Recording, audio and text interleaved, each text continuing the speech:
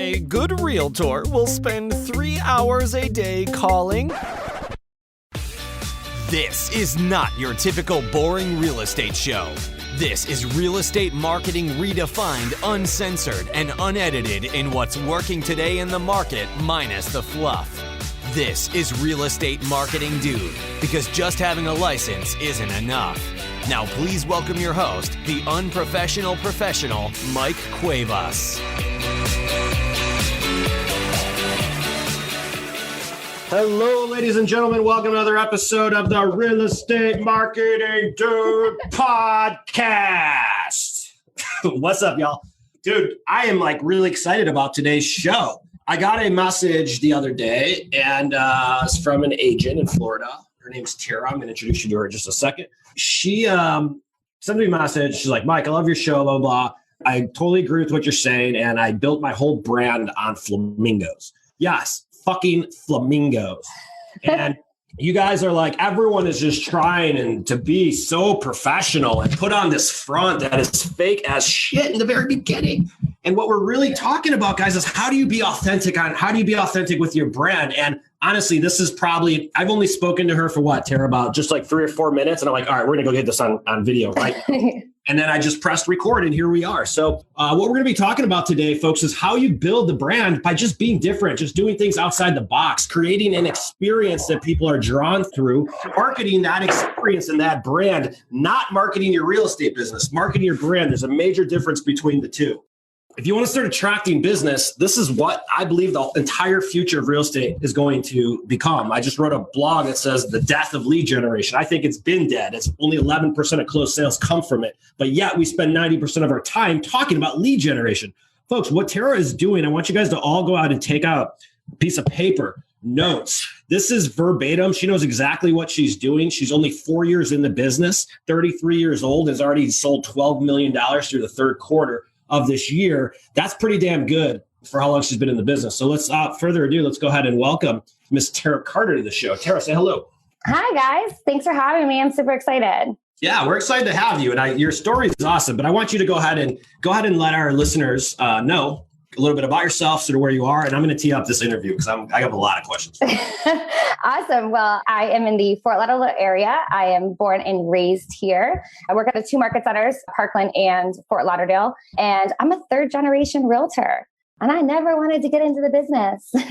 My mom and uncle have been in the business for a little over 30 years. And I really had no interest in it, nor did they ever ask me.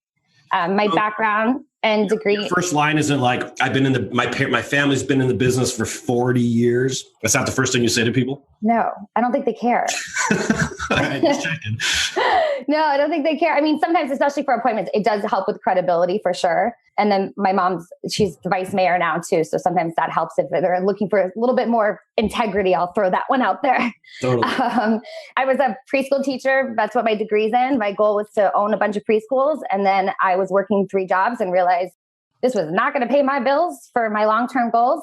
So I became the maitre d' of a really well-known high-end venue in Fort Lauderdale. And I ended up becoming the face of the restaurant and opened up the nightclub next door. And I built their marketing department from scratch. And coincidentally, that restaurant was called YOLO. And I built the nightclub. And basically my job was, besides the manager, I was basically the full concierge, manager, marketing director, planned all the parties. And I loved it. I did that for 8 years. Folks, this is really important to her story. I want you just to remember the word concierge. Tara, please walk us through a little bit more what a concierge means. And we're going to prove a point later, guys, but just walk us through what that means just so we're all on the same page. I like to tell people that I am a premier concierge realtor and I'm a one-stop shop. You know, what do you need? How can I help? And I also tell them that I'm better than Angie's List. There you go. Definitely better than Angie's List. You know, you need a great painter.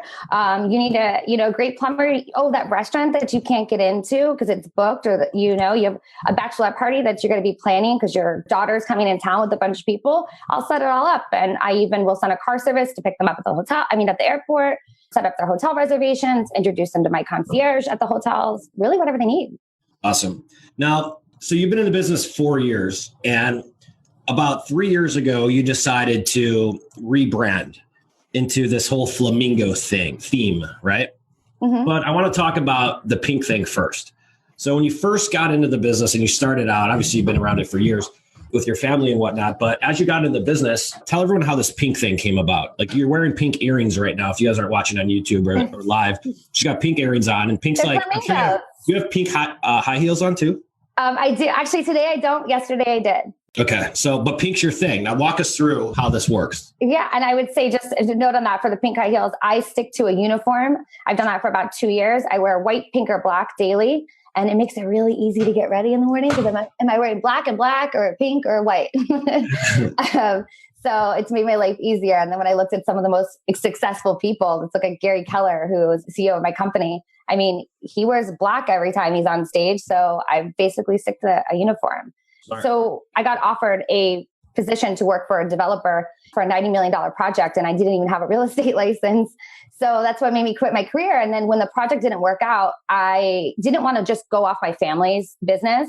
I wanted to build my own and take the database that I had for my previous business and build it into real estate. So 100%. I loved wearing pink. It's my favorite color. I feel like it's bright and it's just me. And so everything I had was pink usually on. I had little pink business cards and pink hand sanitizers. And I was doing an event. I do a annual charity event on my birthday, and it's incorporated into my real estate to where my goal for my birthday is to get 10 dogs adopted on site. And I do that with this rescue group called Feeling Fine Canine and Rescue. And when I did that, there was it was open to the public, right? So it's in the newspaper, open to the public. And this girl walked up to me and she said, "Hey, you must be Tara." And I said, "How do you know?" And she said, "Because you're wearing pink." And I was like, "Oh my God, it's working." And that was like 6 months, but I was living and breathing it, like nails pink, clothes pink, business card. I mean, I lived and breathed it for 6 months. And that's really as long as it took for people to catch on to the pink. It's so smart. I see a couple of agents do this. And one of them, and from a branding perspective, like I love when women tie in hot pink into their branding and their signage, because it pops. The high heels thing, deals and heels, like that that resonates a bit with people, and you can't really get it out of your head. Now it's sort of a lot of people are doing it now, but a few years ago now that people weren't. I actually saw a dude, okay, do the same thing. I forget what his name is, but his whole brand's pink. And he's out like a sore thumb. But what we're talking about, folks, is differentiation and standing out, because how many realtors are in your market in South Florida's lot? 63,000. Holy shit. 63,000 heads to beat out. Okay. Now let's be honest about how many of those don't do anything. 40,000? Probably. But still, 20,000 is pretty damn competitive. You guys aren't in New York City. It's not a major metropolitan populated area. There's a lot of people that you're in competition with, and you have to separate yourselves. Folks, she said something very important. I don't think anyone caught up on, and I'm going to go ahead and talk because it resonated with me. I also started in the nightlife business, and how I started my whole career was at 4:00 in the morning, carry a yellow pad of paper, and I'd get everyone's contact info, their direct mail addresses and their email addresses. And when people are drunk, they'll give you everything, even your social security number if you want. Yes, but I also knew the power of an audience. And this is why I wrote a post. I said, this is why lead generation is dead. We're constantly chasing transactions instead of nurturing, building, and maintaining relationships.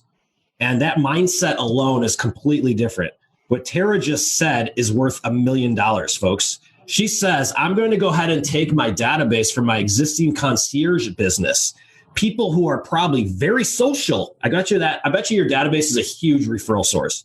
In Europe, because they're social, they're out in the scene, they're out doing this, they're out the restaurants, they're always mingling with people. It's highly conversational. But she knew it doesn't matter that they knew her as a concierge first. Why couldn't they start using her as a realtor? Because that same audience, 10 to 15% of them are moving each and every year, and 100% of them have a referral for Tara. Yeah, absolutely. And I have to be, totally honest. In the very beginning, though, especially my really high-end clientele, I was too scared to tell them I was in real estate, because I was like, wait, they've let me handle so much everything else. They trusted me. They trust me with their money, their cars, the girls I would send them, they trust me with everything. Yeah. So why wouldn't they trust me with their real estate needs? However, in the beginning, I definitely lost out on a lot of money because I was too scared to tell them. And then I got over that once I realized how much money I lost and opportunities. At the end of the day, they're going to use someone they know, like, and trust. It might as well be you. And I agree. I'm the same way. I was the same way. Like, no one wants to go out and tell people that you're in business. Yeah. Like, none of us want to go out and get on a soapbox right now and just start saying, I'm a real estate agent. Who would like to buy a house today and go sit in the middle of Starbucks? I mean, if you're really going to do that, please don't. But it is our duty, it is our job to constantly remind people what the fuck we do for a living, because they don't think about us 24/7. And that first year in business, Pink did it for you. It did. And then what transformed it all is meeting Michael Mayer and joining the Generosity Generation and reading that book changed my life. And now I'm actually a certified trainer for him and teaching others how to do it. His systems are so simple, and I would say the last 6 out of 10 listings have all come from working at a restaurant. Totally. Now tell me so you got noticed in the Pink thing. Now tell me how the transition came to the Flamingo thing, because there's 2 things going on here. Pink is great. Like, oh, that's Tara. But Flamingo, now that's really you. So it's just taking the brand up a notch, right? Yeah. Well, when I realized that, it was like, wow, this is totally working. I was like, all right, so what the fuck is Pink? Yeah. And then my girlfriend said Flamingos. And I was like, no. And then I was like, all right, let me just look this up. So I looked up the meaning of flamingos, and they actually symbolize elegance and beauty. And they're also the bird that is the most social, family oriented, and the bird that lives the longest in their category. And I was like, well, I'm a fucking flamingo. Like, I'm a flamingo. It would be an awesome video if we just gave the definition of a fucking flamingo. Yeah, actually, that's and not say, bad. I'm not a realtor. I'm a flamingo. And I'm walking fabulous. 100%. That would kill it.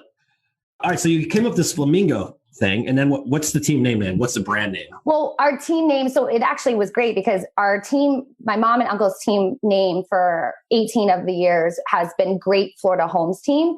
And there's 6 different species of flamingos. And the largest species of flamingos is called the greater flamingo. And I was like, well, there's no such thing as coincidences. So this is great. And, we are all a brand, whether you know it or not, and whether you like it or not. And how you look and how you speak and how you act is already your personal brand. And I feel like once you get over the fear of having no fear of perfection, because you're never gonna reach perfection. So doesn't exist. None of you guys are God. Don't try to be. You won't even come close. You won't compete at all. Don't even seriously. So I just ran with it. I mean, to the point to where I was even in pools at my open houses and sitting in a full float of flamingos, soaking wet, by the way, but it was really good for social media photos. Yep. And now, I mean, everything I have I probably receive a gift probably once a week from flamingos. I'm tagged or messaged on Facebook or Instagram at least 5 times a day from people that I don't even know. But I think what's really, really crucial is you have to live and breathe your brand. Yes. I'm so glad you said that. What you're doing with the flamingos is the same thing I do with Dude. I love that. It's my excuse to get me on top of mind, and it allows me to be me. And it's what stands out. It's the same thing. Yeah. What can you do to stand out that really is authentic? Tara said something else. Perfection doesn't exist, guys. Let's talk about this really quick. When you're looking at your brand, and Tara just went through this, the first thing that everybody has is this. And tell me if you felt the same way when you're thinking about this. Should I do that? Oh my God, that $1 million buyer is going to think I'm way too unprofessional. Or what would that $5 billion buyer think? Or are people going to take me seriously? Or, the thoughts, and it goes on for another couple of days, I'm sure. But you have to understand that we're all human. We all bleed. And I believe that people see right through your bullshit when you're trying to be someone you're not. I see it every fucking day. And if you are out there creating these, I've been in the business for 25 years, or if you're doing market reports, or you're sending turn back the clock emails, or if you're using the drip email system that your broker gave you, that's nothing but an overused spam system on steroids. You do not have your brand figured out yet, because you have your brand figured out when you don't even think about what the fuck you're going to say to your audience, period. Yeah. Does that make sense? Yeah, it makes total sense. And I think what people think matters. So that's why we brand stuff.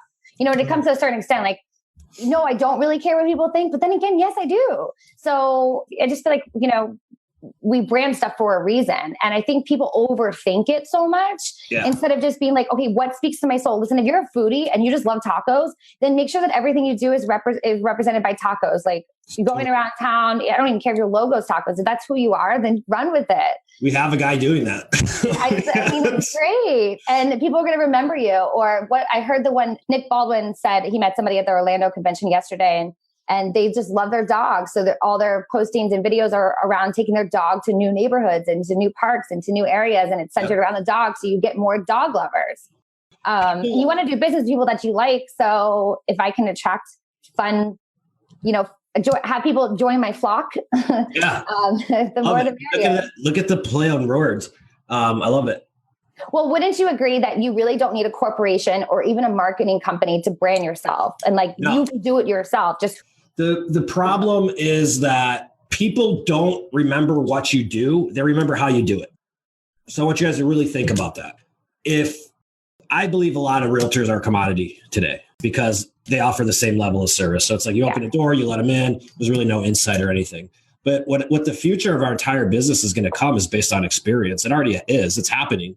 And if you don't believe me, that's the whole reason why Open Doors, Zillow buyers, and all these iBuyers exist, because of the experience. People want quick, fast, painless. And what the consumers want, the consumers will get. So I'm sure the experience to working with a Flamingo gal is like a lot more fun than working with the 78-year-old blue-haired real estate agent. I'd agree. Let's walk through the processes, because I'm sure that you've said some things, and when you build the brand, you market the brand, you don't market what you do. Correct. So the Flamingos, I'm curious to know what your closing gifts are. I'm so curious to know what your transactional touches are. I'm curious to know how you insert Flamingos throughout the process of the transaction to really enhance that experience. We know on the outside, your Flamingos everywhere. You got the marketing, it generates the attention, but how are you doing it in the transaction? So typically, and just when you said commodity, if you're not a brand, you're a commodity. True. And the way that I incorporate Flamingos is, so every listing has Flamingos in the pool, and they typically have the Flamingo doormats as well. And you do videos for all your listings too? Yeah. So I just teamed up with a new videographer, and he's just really awesome. Shout out to Joan Holm. And they are just really great. And he makes sure to really capture my Flamingos. And I actually have a video series we're getting ready to record. Recorded about 3 or 4 out of 15 so far. And I was like, I need a little emoji going across the thing where it bounces across. And I named all the Flamingos, basically all their names are Sally. Because you remember that song back in the day where it was like, Sally, that girl. You could play Flamingos off every holiday. Instead of 12 reindeer, you have 12 Flamingos. Yeah. There's so many different ways to do it. Pinterest has been probably one of my best friends to get, some really creative ideas. All my greeting cards. So for happy anniversary, happy birthday, whatever it is, it has some sort of a flamingo, either with a birthday hat on or a Santa Claus hat or a yarmulke if they're, Jewish. So everything is surrounded by flamingos. And I feel that so I stick to the 80-20 rule where social media is 80% personal and 20% business. Yeah. However, when I'm posting about flamingos, when it's personal, it always transfers back to real estate, which has been really, really awesome. But I feel like branding is the process of connecting good strategy with good creativity. Totally. I'm looking on your page for some of your. Look at the one with the guy with the bike. There's this guy tags me. He found a bicycle it's actually a scooter. He found a scooter in New York. And I was like, I have to have this to ride around town. It was the other day. And it's like an old retro. Yeah, that's dope. If you guys aren't on her page, there's a flamingo scooter, almost like a Lime scooter, but it's a flamingo, and you could sit on it. It looks pretty damn cool. I have to have that. Can you imagine going around circle prospecting for just listed and just sold, and I'm riding around in that? You could do car wraps. I'm sure all of your parties are flamingo. Your client parties are flamingo themed. They have flamingo drinks. Everything's hot pink. Closing. What are the closing gifts? The closing gifts are usually I do a lot of housewarming parties. Love it. And so with that, the little, the straw stirrers are flamingos, the napkins, the plates, any of the koozies, everything is a flamingo. People can't get it out of their heads. There's no doubt you cannot get the flamingo thing out of your head. I am now, just from talking to you, I will forever know you. I know that there's an agent that loves flamingos. Even if I forgot your name and I didn't talk to you for 10 years, I would still remember the flamingos. It's genius. It's great. Yeah. And I have so many local agents too. And they're like, I can't, every time I see a flamingo, I think of you. And I was like, well, that was the point. That's all this is. Walk me through how you're marketing your SOI and walk me through the difference of businesses. How much of your business comes from cold lead gen versus warm or referral or repeat clients? So the two sources that are not a source of my business is expireds or FISBOs. It's never been a source of my business. So the first, I have three top sources. However, sometimes the order of them will change, but the sources don't really change. So open houses are really, really big for me. And of course, everything's branded in flamingos. So it's teal and pink. And open houses, sphere of influence, referrals, and now past clients obviously has picked up since I'm in my fourth year now. And agent to agent referrals has really picked up too. I bet. Yeah. People, I can see that. But all referrals is word of mouth. Is what you're saying? Yeah. Open houses. That's belly to belly though. Like if you hand me a flamingo at an open house, I already like you. Yeah. Because the last realtor handed me a pen and told me to sign it. Now I have flamingo pens. Yeah, but sure you do. It's so funny. And like even my purse, purses, everything is a flamingo. You name it. Even my pen, everything. Talk about like the touch points. Like, are you sending video emails out? Are you sending, walk me through all of that. Are you sending video emails are you sending emails? Are you sending direct mail? Are you marketing them, targeting them on social media? Are you targeting your database as a custom audience? What are you doing? So when it comes to targeting my database on social media, I have everybody in kind of lists that are grouped, and I have everybody categorized by letter. Because if you touch 2 letters of the alphabet a week, you touch everybody in your database once a quarter. So if you touch your 2 letters per week in your database, so A through Z. However, I have a system for it that I got from this class called Never Ending Referrals. And the system isn't categorized like Y and Z can't be together. So there's themes for each week. And if you take the alphabet and you touch 2 letters of the alphabet per week, that's a 13-week cycle. You're hitting everybody in your database once a quarter. It's great. Create your own holiday. Well, there is National Flamingo Day on July 26th. Is it really? I didn't know if there was. That would be fun. Is that when you do your client party? Yeah, well, we just did our 3rd annual bowling event, and I have like a million flamingo games and stuff, but for the yard. But here in South Florida, it is so hot during the summer. Nice. So the only time I'm really pulling them out is when I'm doing housewarming parties, and my housewarming parties has turned into block parties. Like I have one coming up, and it's a full block party. And the guy I was supposed to do this a month ago, but the house wasn't ready yet. So we're doing it soon. And the guy he's a contractor too. So the house, he's not going to want a lot of people in his house, but I love the neighborhood. So we're doing a full block party, and the ice cream truck, guess what it has on the side of it? Flamingo. A big flamingo. And that's her brand. And so I have the ice cream truck, a taco station, and nothing but flamingo yard games, like limbo and ring toss on the flamingo's necks. And I have flamingo cornhole. And then inside the house, so that everybody can kind of stay outside, I have a DJ and everything. Because he's a contractor, I have all the photos of what the house looked like before blown up on an easel, and his contact information on the bottom. Oh, great. So hopefully it's about him, and come meet your new neighbors, and hopefully you can get him some business out of it. He's a contractor. Do you do the client party? Is it just like a step in your checklist? You do it with everybody as long as they're participating and they're willing to. I do 3 client parties a year. However, the housewarming parties. I'm sorry. No, I don't do that with everybody. I get to pick and choose. Okay. I mean, even if you did one, it's 12 a year. It's not a lot. Like if you think about it, because like that alone turns into the marketing piece. Just the inviting them to it, the picture, the post videos, the testimonials that are there. I mean, that just can be repurposed in so many different ways.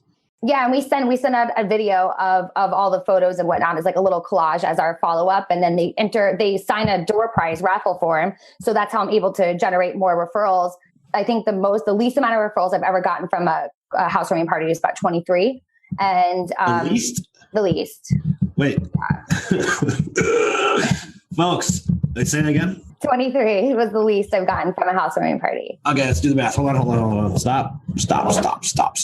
Okay, how much did the housewarming party cost?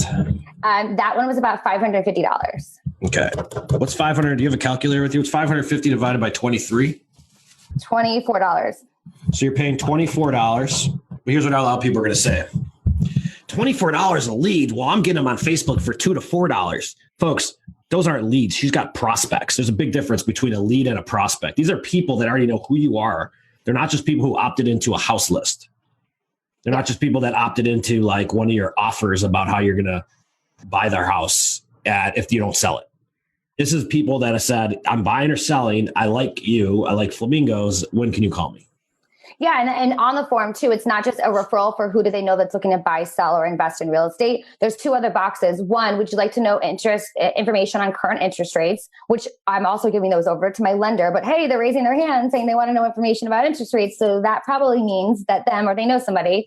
And then the other one is, would you like to know your value of your home in today's market? And then if I have a great title person there, I'll say, homeowners insurance. Are you looking for a new quote on your homeowner's insurance to see if they can beat it? And then I make sure that my vendors get those leads, and that's how I distribute it. And then I think most people think that, okay, well, I can do this housewarming party and then I'm going to get all this business. No. Out of the 23 I think that was the second party I did. Out of the 23, I probably only closed on 4 or 5 so far since then. However, the relationships and the referrals that I've received on top of the referrals is amazing. Here's a stat. I don't know if you agree with it. I'm sure you do if you're in Michael Maher's camp. Dude's a killer. The first client party I had, I rented out a nightclub and I had 40 people show up. And at that time, I think my database was and this was direct mail database, because back then we started with direct mail. We didn't have social media and all these, you couldn't run ads to a custom audience or do any of this stuff. So we had to farm our direct mail, our database, and then video email came out and so on. But I would have the party not just to get the contact information. I wanted the direct mail addresses. I wanted their email addresses, because all I was doing was building my audience. And then I would just start farming them. Instead of farming strangers, I've always farmed relationships. And not just through direct mail, but through video, email, social, just staying in front of them all of the time. And you're right, eventually they will convert. So my question was this, is that you can't put a price tag or a value on an individual relationship. I don't believe you can, because it's like, I used to say, even if you did, you could say each relationship you have in life is worth 25 grand. And the reason why I say that is if the average sale price is $200,000 at a 2.5% side, and the average person buys 3 to 5 houses over the course of their lifetime, is $25,000. Yeah. But that doesn't take into consideration each individual's ability to refer you someone else that can do the same fucking thing. And multiple people, which really gives them an unlimited price tag. So my point is that, folks, we find ourselves trying to relate and cater to everybody all the time. And the jack of all trades is the master of none. You don't need a huge database. That's the point. You need an engaged one. There's a major difference. When you start branding your database and you start popping up everywhere all the time, they turn into your sales force. That's the way you have to look at it. And it's not so much as looking at it as an individual, be like, oh, is this person going to buy or sell right now? No, that's the wrong question to ask. It's who do they know that's buying or selling right now? And as a byproduct of that, I'll probably get their business when it's time for them to move, because the average person moves every 5 to 7 years. So this isn't theory, guys. This is mathematical. When people and the gurus are out there telling you, oh, if you got to make 100 calls and one no, then you're just 99 more no's until you get that yes. I hate that shit. That drives me nuts. I look at it the opposite way. It's just first I'm going around and I'm meeting people to have more and more conversations, because I know if I have 15 conversations a night, I know one of them are moving this year. The problem is that most of them don't even know it yet. Yeah. But all of them have referrals. So don't go after their direct business. That mindset is night and day. When you start marketing an audience through consistent content creation, you build an audience. Difference between an audience and a database is an audience actually pays attention to what the fuck you have to say. Oh, I like that too. I think that people get so caught up in the opposite side. And when they're going to shift their mindset to say, oh, well, they're not going to buy or sell right now, it's because you have commission breath and you're worried about keeping your light bill or your cable bill. And they smell that shit. 100%. They smell that. They know. And, I always tell people, there's 3 things that we should never mess with. And that's someone's family, their home, and their money. And we mess with all 3 at the exact same time in real estate. So it's really important that it's about really the trust. And obviously, we know people are going to do business with you because they know, like, and trust you. And I feel like sometimes when we don't love on our database, and where your database is your data bank, we get so caught up in the paperwork when it's not about the paperwork, it's about the people work. Yes. And I just wish more would understand that. And if I could help one person and they're like, well, I don't have a database. I don't know anybody. I didn't manage a nightclub. Family wasn't in business, whatever it may be. I would say start small and build your 5-star concierge vendor list. Build your vendor list, and who in your circle, and even if you just moved to this area, who in your circle what business do they have, and have a one-on-one with them, because I don't track my days on how many calls I make, because I know that's what we're supposed to do. I track on how many one-on-ones I'm having. So weekly, I need to have a minimum of one-on-ones in order to hit my referral goal. So my weekly referral goal is to give 5 referrals and receive 1. And by doing that, the one-on-one, the belly to belly is so great. And if I can have lunch with one person and connect them to the next person, I'm the connector. So then they're going to turn around and come back to me for the real estate needs. And I have realtors that call me all the time. Like, I even had a few yesterday. Who do you know that does pool? Who do you know that could do cleaning? Like, because they know that I know somebody. And when you're the person that knows somebody, you have to put yourself in that position, folks. You guys are the resource. One-stop shop. It's one-stop shop. Oh, so here, you brought a good point. It's segment into this. And the question comes down then, are we in sales or we're in service? And I believe people who run you obviously see that you're in service. I don't believe you believe you're in sales. No. Is that right? Yeah. And I saw this question posted right here in Real Close. It's an important question, guys. Are you in sales? Are you in service? I don't believe any of us are in sales. And even I disagree with my business partner on this a ton. I'm like, we're not in a sales position. We're in a service position. The more we serve, the more we sell. I don't think it's the other way around. I don't think that we sell and then we start serving people. Yeah. Like, I don't think it goes the other way around. So you're exactly right, because you're playing the long game. You're going after the relationship because you understand the power of reciprocation. You understand when you give someone something. Let me give you guys one example. I'll give you one little super ninja trick that I used to literally, it's my legal bribe. Every listing appointment I ever set, every time I even had a buyer presentation, I would purposely set the listing appointment 2 to 3 days out so that my brownie could show up before I got there. And the reason for that was that once they got the fucking $10 brownie, they were already firing the other listing appointments they had. Because psychologically, because I bought them something before I fucking met them, they already liked me. It's no differently. If I go to Tara right here and I go, Tara, your hair looks very beautiful today. I love your earrings.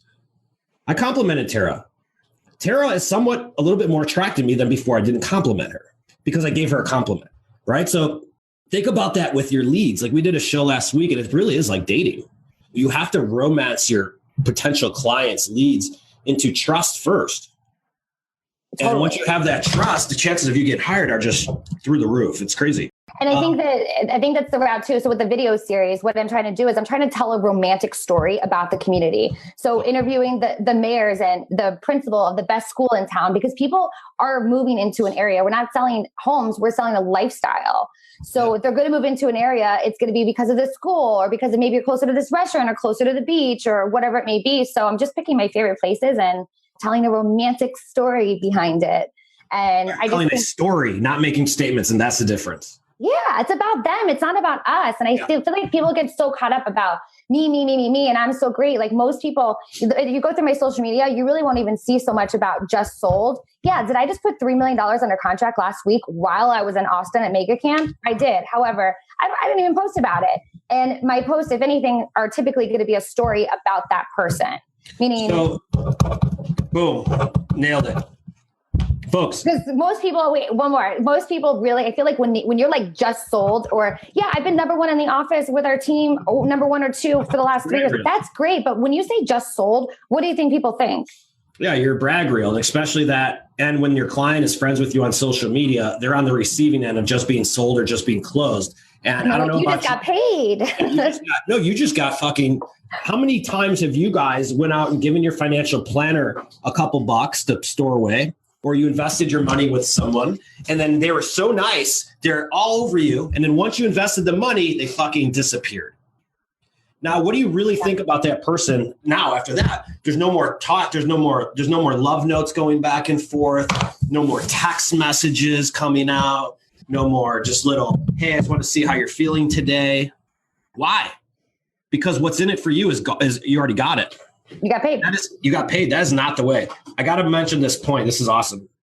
So Tara's not marketing herself or her individuality. She's marketing the brand. Yeah. I market Mike Cuevas. I market the dude. Which I love. It's like, hey, dude.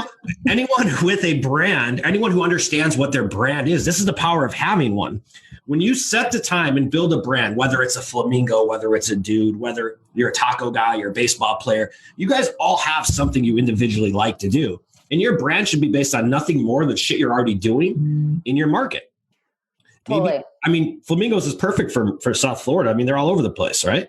Literally, I didn't even realize that the Florida lottery logo was a flamingo. And the goal is to put it on everybody's RAS, like, you know, the reticular activating system. Like when you go and buy a car and then all of a sudden you see that car everywhere on the street, like I wanted that to be with flamingos. And it's almost disgusting how much my flamingos throw up. Like I'm looking at a desk right now, I probably have 5 bags that are all flamingos. Yeah, but every time you get to market that is the point. Like Tara does not have to say I'm a Tara real estate agent because people already see that through the experiencing of the things that she's already doing. The flamingos gives her the excuse to keep popping up all over the place. If Tara doesn't have a bunch of flamingos, she's another real estate agent bragging. Yeah, basically. Or you don't know what the fuck to say. Let's be honest. Yeah. Like, what do you say? If flamingos are gone, let's remove flamingos. Let's remove the pink thing. Now, what are you left with? 3rd generation realtor and business with my family. Keller Williams Young Professionals president, and that's about all I got. A bunch of boring shit. Yeah, totally. No offense. No, none taken. But folks, look at it. Like, because I'm a dude, I could do so much fun shit that won't get me out of your heads. Yeah. I've always thought of you as the dude. Like, that's the dude. Like, hey, dude. Yeah, it makes it a lot easier for top of mind. Plus, wait, is your license plate say the dude? No, not yet. I'm going to get one, though. Yeah, go check, make sure that's available. I wanted marketing, dude, but I got to get it. That's going to be pretty long, but you could totally do like the dude or the dude. Do MKTG, dude. There you go. You totally have to have that, though. But yeah, I would love to get it. It's in process. But the point is, folks, is the reason why you brand or you brand a concept or you come up with a theme, that's all a brand is. It's a theme that allows you to talk about your business. So you don't have to feel like you're selling your business. Oh, amen to that. It's a theme that allows you to it's a theme that allows you to have fun with your marketing and create attention around your brand versus making a bunch of statements trying to sell your own shit and tell everyone how good you are. Oh, definitely. And I love when, Jeff Bezos says your brand is what other people say about you when you're not in the room. Totally. So what does your brand say about you? Do you think realtors confuse brand, like what it means and all that? Yeah. I think they get too caught up. Like, I don't have a brand. And when I teach classes, I'm like, guys, I'm not telling you to go out and go get an animal and like be an animal. I'm just saying like whatever speaks to your soul. Don't turn into an animal. I mean, whatever speaks to your soul, go fucking do that. Totally. It's not that difficult. It's not rocket science. If you love shoes, then I want to see postings about all your new shoes. And then when I think of you, I'm going to like send cool shoes to you because you have funky shoes all the time. Not difficult. Here's why this is really important, you guys, is because 96% of consumers hired the agent over the brokerage. No one hires the brokerage anymore. 20 years ago, people used to hire the brokerage. That's why I was at a company called Koenig and Stray. We actually got walk-ins. You had to be with a big office because that brand actually held something. Yeah. Somewhere from the crash from the 07 till today, that brand doesn't mean shit anymore. That's why companies like EXP isn't really a brand. It's an agent-built brand. The agents are the brand, not EXP. So because people are hiring the actual agent direct, that's why this is important. Because if you're just using your broker's logo, whose fucking brand are you building? What the hell's wrong with you guys? Yeah, basically. Makes no sense. Like they're like, oh, I'm with the best brokerage ever. I'm with this brokerage. Great, here's my logo. Dude, that's doing you nothing. Yeah. What do they do for you? And I'm not talking crap about brokerages. I just think they all lack value, at least the majority of them. And I know that they don't create business for you guys. You do. The only thing they can do is create an environment for you to thrive and succeed in. I think the environment definitely is a core piece of it, is the environment. That's why some of these online models, just virtual models, just would not work for me because I like a little bit more culture and I like to feel it and see it. And I love teaching in the market centers, and you can feel the difference in culture in different market centers. Like I know which market centers don't have as great as culture as maybe mine does. You might not like e-martinis either, or hanging out in a cloud. Yeah, no, my club days are over. So I have to ask, so what made you come up with Dude?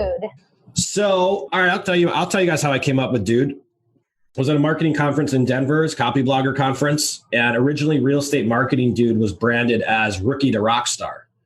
And Rookie to Rockstar was that was my whole thing, take an agent from Rookie to Rockstar. Same thing I've always been doing and teaching. But the whole point of the conference, I think it was Seth Rogen, or who was out there? One funny guy, I forget who it is, one of the gurus. Anyways, he's out there, and this guy, I'm like, how the fuck is this guy killing it? Like this guy, I was just laughing the whole time. And he said something that really stuck out. He said that people, I don't remember the exact language of it, but he says people connect with you and you personally, like the individual behind the brand, the story behind the brand, than you do for what the brand stands for. And Rookie to Rockstar didn't have any meaning to it. Yeah. But then, dude, I was already branded as Chicago Real Estate Dude. So I just rebranded as Real Estate Marketing Dude. And here's the interesting thing is that I didn't run ads for Real Estate Marketing Dude for 2 years. I built my brand 100% organically. No ads ran. Podcast was just organic, never promoted it or anything. It was the consistency over time that built the brand. But even though I switched from selling houses to video services and what I do now in branding, my demographics on Facebook ads are the exact same. 31 to 44 years of age, people with kids.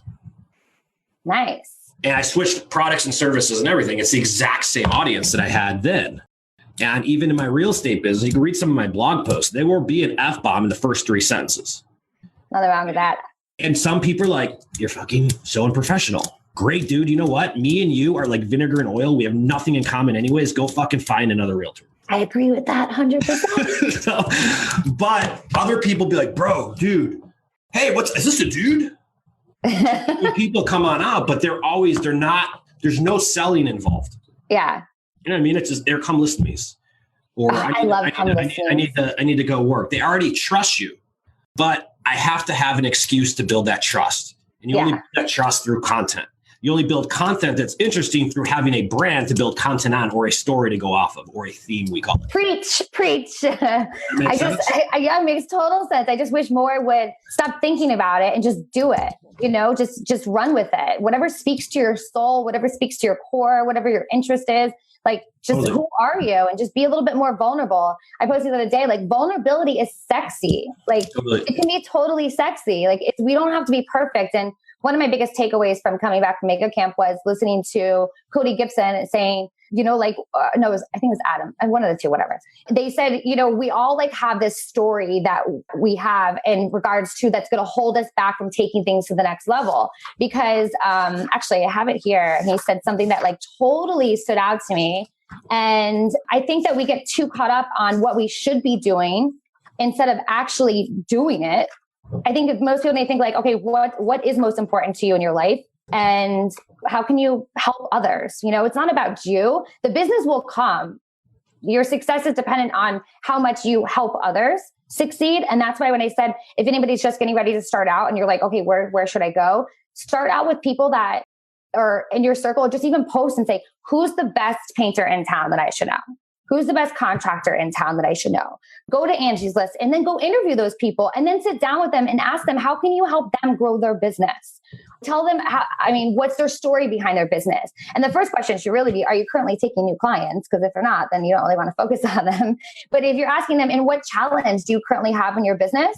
So that you can find a way to, it's called see a need, fill a need. So every conversation that you're having should be a way that you're looking for a homework assignment to be able to help them solve a problem. So let's say it's going to be going out to dinner and they said, oh, well, I can't find a good receptionist. Okay, well, what does a good receptionist look like to you? How can I help you find the person? Where have you looked? And then writing down, intently listening and go and help them try to find that great receptionist and use your resources. And then guess what? The business comes by helping others. Eventually, you just help them so much that they turn around and say, what can I do for you? Folks, here's why the business comes is that everyone lives somewhere. Yeah. So it's not like we're not in the business of like an insurance broker, or a lot of my friends out of college went into financial planning. And if you're not investing, they're just not clients, right? Yeah. It's opposite of our business. Every single person we know, unless you live in a box, is a client. Paying rent on that box, they're still a potential client. Might not be a big commission, but it's still a transaction. Definitely. So you have to realize that everywhere you go, it's every person you come into contact with in the elevator, in the morning, in the evening, whatever you do, your neighbors, your aunts, your uncles, your dentist, they are all leads. Everyone's a lead. It's just a matter of which one of them are moving. And when your brain is trained to start saying 10 to 15% of these people are moving, but everyone has a referral for me, trust me, you get motivated to have more conversations. But the key is how do you start those conversations? And that's why a brand is necessary. Oh, definitely. And I feel like, sometimes people are hesitant to ask for referrals, but if you know that you're doing a good job and a great job, then you have no problem asking for referrals. You have a problem asking for referrals because you either fucking suck or you're just not doing a really good job. And you don't want to admit that and look in the mirror. And sometimes you just got to look in the mirror and say, like, am I giving 10 plus red carpet 5-star service? Or am I just waiting for the deal to close so I can get paid and pay my light bill? Well, that's the truth. Yeah, I agree with that. And if you don't believe that, then you shouldn't be in business. Yeah. Technically, it's your obligation to scream it from the rooftops what you do, because if you truly believe that your involvement in a transaction is the betterment of all parties involved, then that means that you should be screaming this from the fucking rooftops. Amen. I feel like the cheapest lead is a referral because we give the best service. And if we add so much value to our people, Zillow and Redfin and all these other bullshit companies can't do anything. They can't touch that. The only way we will compete going forward is through brand connection. I could see that for sure. Maybe not only. It's going to be the strongest way we compete, though. And it's the same reason why, Tara, I don't know where you get your hair done, but I'm going to guess it's not at fucking Sport Clips. No. Is the gal who got your hair done? She's like, fuck no. Is the guy or gal who cuts your hair, you've been going to them for a long time. Yeah. Are they more expensive than the average haircut person? Yeah, because he's a queen from Beverly Hills. And I bet you he's pretty damn good, isn't he? Yeah, he's really great. Is he worried about Sport Clips interrupting his business? Hell no. Is he worried about Supercuts coming out with a new product? No way. Is he worried about Borix coming out with the Flowbee? I don't even know what that is, but I doubt it. No. And that's why I feel like, when people are like, I got back from Mega Camp, they're like, iBuyer this and this. Who cares? Who cares? If you're all in, you're all in. They're not even going to touch my business or my database. Even I'm doing a vision party in my office next Tuesday, and I invited my buyers and I invited potential buyers who aren't ready to buy yet. And I'm inviting them to an office of like probably 30 people will show up and they're all going to be agents. I don't give a shit because guess what? I know that I will always give them the best service. They're going to have no reason to go anywhere else. So nobody's a competition to me, whether it's another agent or it's going to be another Zillow or Redfin or iBuyer.